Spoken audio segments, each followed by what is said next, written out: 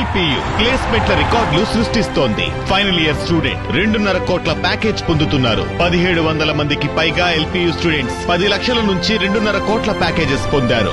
విద్యా విప్లవం ప్రారంభమైంది లవ్లీ ప్రొఫెషనల్ యూనివర్సిటీలో. శాఖలో దారుణం చోటు చేసుకుంది. బాలికపై డెలివరీ బాయ్ అత్యాచార యత్నం చేశాడు. 3 టౌన్ పోలీస్ స్టేషన్ పరిధిలోని వినాయక్ నగర్లో ఈ ఘటన చోటు చేసుకుంది. 10 ఏళ్ల బాలికపై అత్యాచారానికి పాల్పడ్డాడు అదే ప్రాంతానికి చెందిన డెలివరీ బాయ్ చంద్రశేఖర్. బాలిక తల్లిదండ్రుల ఫిర్యాదు మేరకు కేసు నమోదు చేసి నిందితుడిని అదుపులోకి తీసుకున్నారు పోలీసులు. నిందితుడు చంద్రశేఖర్ను రిమాండ్కు తరలించారు 3 టౌన్ పోలీసులు.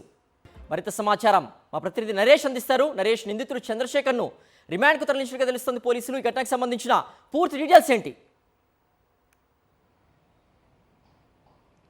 సిద్ధు, విశాఖపట్నంలో రోజు రోజుకి కూడా మైనర్లపై జరుగుతున్న అఘాయిత్యాలు పెరిగిపోతున్నాయి. వరుసగా భీమిలి, పిఎంపాలెం, గోపాలపట్నం, పెందుర్తి, ఇప్పుడు 3 టౌన్ పోలీస్ స్టేషన్ పరిధిలో ఈ ఘటన చోటు చేసుకుంది. 3 టౌన్ పోలీస్ స్టేషన్ పరిధిలోని మధులపాలెం వెనుక భాగంలో ఉన్న వినాయక్ నగర్లో నివాసం ఉంటున్న ఒక మైనర్ బాలికపై ఈ అత్యాచార అఘాయిత్యానికి ఒడిగట్టాడు నిందితుడు చంద్రశేఖర్. నిందితుడు చంద్రశేఖర్ శ్రీకాకుళం జిల్లాలోని రణస్థలం ప్రాంతానికి చెందినవాడు.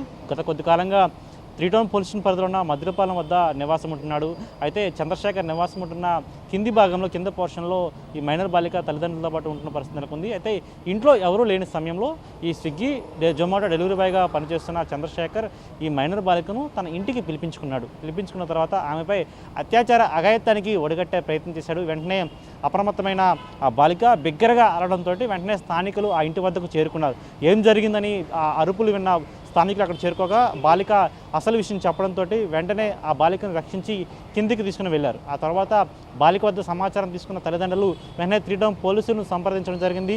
అయితే 3 టౌన్ పోలీసులు పోక్సో చట్టం కింద కేసు నమోదు చేసి నిందితుడు చంద్రశేఖర్ను అదుపులో తీసుకుని రిమాండ్కి తరలించారు.